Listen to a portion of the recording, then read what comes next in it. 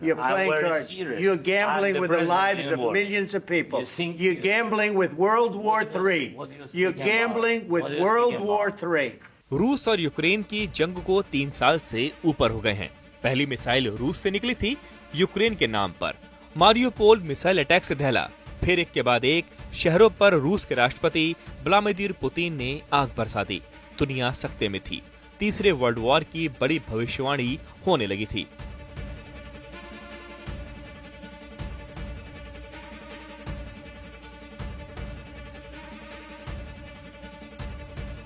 लेकिन उस वक्त एक शख्स रूस के हमलों का माकूल जवाब देने का मन बना चुका था। जिस देश में वो शख्स सबसे पहले टीवी स्क्रीन पर किसी कॉमेडियन के किरदार में नजर आ रहा था, वही चेहरा कुछ साल बाद यूक्रेन का राष्ट्रपति बना और नाम है वोलोडिमीर ज़ेलेंस्की। सबको एक बारगी यही लगा कि कॉमेडियन ज़ेलेंस्की रूसी हमले को झेल नहीं सकेंगे और सरेंडर कर देंगे। लेकिन ज़ेलेंस्की जैसी जिद और जुनून देखकर खुद पुतिन भी हैरान रह गए। ज़ेलेंस्की झुके नहीं और रूस के खिलाफ जंग का ऐलान कर दिया। इन 3 साल चली लगातार जंग के बावजूद ज़ेलेंस्की के तेवरों में कोई नरमी नहीं है। इरादे वैसे ही पहले की तरह मजबूत हैं। और ज़ेलेंस्की ने एक बार फिर यूक्रेन के कड़े इरादों को एक नए हमले से नुमाया तब किया जब मॉस्को में यूक्रेन की ड्रोन सेना ने हमला बोल दिया। तकरीबन 60 से ज्यादा ड्रोन ने मॉस्को की इमारतों पर हमला किया। रूस भी इस हमले से दहल गया, क्योंकि सवाल इस बार हमलों का नहीं बल्कि हमलों की टाइमिंग को लेकर है।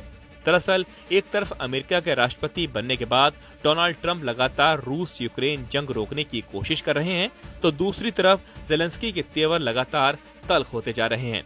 आपको याद होगा कि कुछ दिन पहले के ये वीडियो जब मीडिया के सामने ओवल ऑफिस में ही राष्ट्रपति ट्रंप और उपराष्ट्रपति JD वांस से ज़ेलेंस्की उलझ पड़े। ये वो नजारा था जो किसी को भी चौंका सकता था, क्योंकि इसकी कई वजह थी। पहली वजह ये कि ट्रंप खुद इसमें बैठे हुए थे। दूसरी वजह ये कि इस मुलाकात को रूस के राष्ट्रपति पुतिन अपने महल से देख रहे थे। तीसरी वजह ये कि मुलाकात की बातचीत पर दुनिया की नजरें गड़ी हुई थी। चौथी बड़ी वजह ये कि अगर यूक्रेन और अमेरिका के बीच डील होती है तो क्या डील होगी, ये सभी जानना चाहते थे। God bless. You don't know that. God bless. You don't God know bless. that. You Don't, will not you have gotta, a war. Don't tell us what we're going to feel. We're trying to solve a problem. Don't tell us what we're going to feel. I'm not telling you. Because I'm you're in no answering all position these to questions. dictate that. That's Remember exactly what this. you're doing. You're in no position to dictate what we're going to feel. We're going to feel very You will good. feel influenced. We're going to feel very I'm good and telling very you, strong. You will feel influenced. You're right now not in a very good position. You've allowed From the yourself very- to be in a from very the very bad position, beginning and he of the happens war. to be right about From the it. very beginning. And the president who's trying to save your country. You're I'm playing very cards. serious. You're I'm gambling the with the president lives in of war. millions of people. You think- You're gambling with World War III. What are you You're speaking gambling about? with What are you World speaking War about? III. And You- what you're doing is very disrespectful to the country, this country, that's with all backed you respect to you. far more than a lot of people said Very they respect. should have. Have you said thank you once? मुलाकात से पहले सबको ये लग रहा था कि Zelensky सिर्फ किसी पपेट की तरह व्यवहार करते दिखेंगे और ट्रंप जहां जहां उनसे कहेंगे वो दस्तखत करते जाएंगे, क्योंकि रूस को जंग से रोकने के लिए खुद ज़ेलेंस्की बेताब हैं। लेकिन हुआ इसका ठीक उल्टा। ज़ेलेंस्की ने ट्रंप को ही अपने ऑफिस में खरी खोटी सुना दी और वहां से बिना डील किए निकल गए।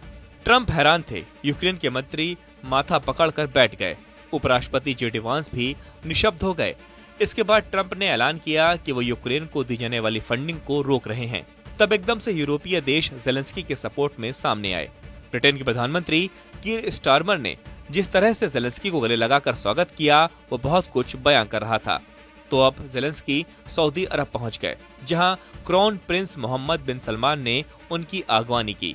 रूस यूक्रेन जंग से भले ही यूक्रेन तबाह हो रहा हो, लेकिन ज़ेलेंस्की एक लड़ाके की तरह उभर कर सामने आए हैं।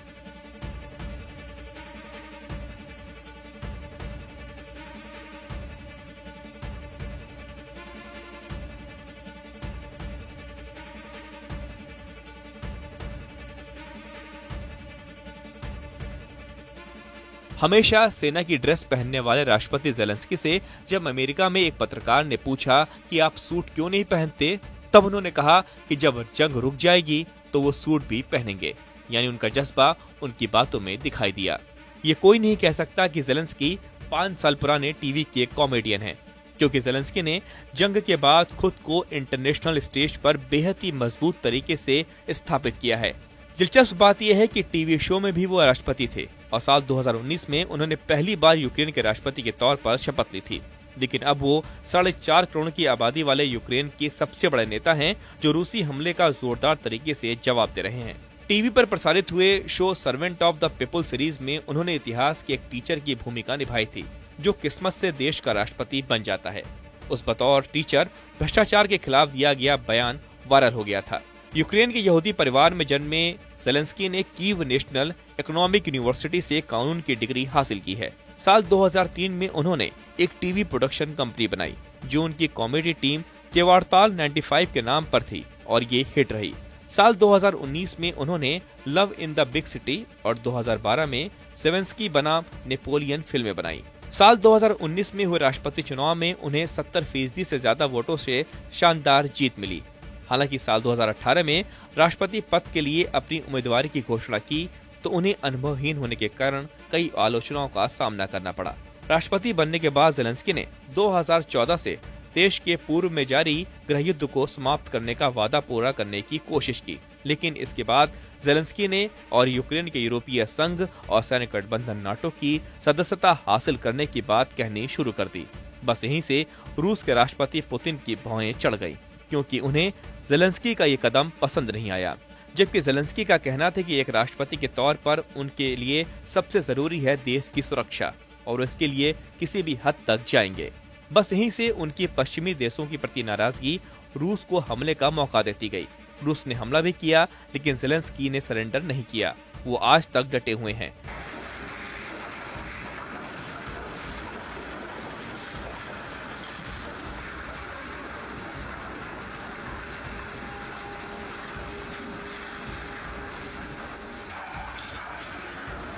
बड़ी बात यह है कि रूस के साथ युद्ध विराम समझौता करवाने की कोशिश में ज़ेलेंस्की सिर्फ शर्तें मानने के लिए ही टेबल पर नहीं बैठेंगे, बल्कि वो अपनी शर्तें भी रखेंगे।